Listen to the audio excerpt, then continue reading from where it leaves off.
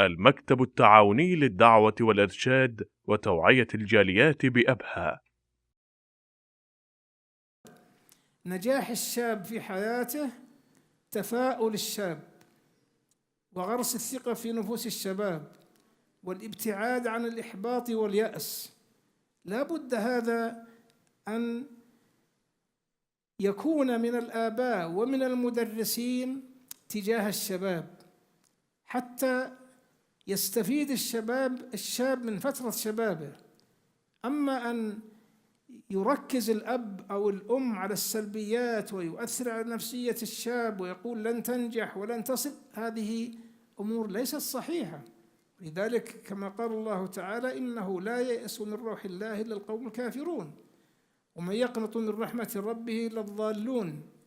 لا بد أن نحذر أبناءنا الشباب من الإشاعات السيئة ومن متابعة وسائل التواصل الاجتماعي التي تؤثر على حياتهم في الحاضر وفي مستقبلهم.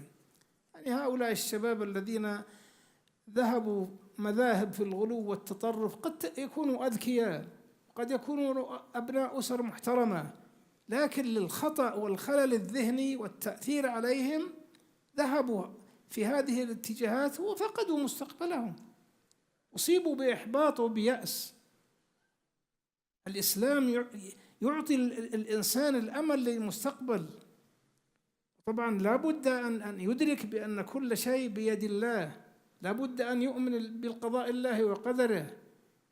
نعم، إذا كان الله كتب له الخير والهداية والتقدم فسيكون، إذا كان عكس هذا فالأمر يومئذ لله. لكن علينا أن نحرص على هذا الأمر.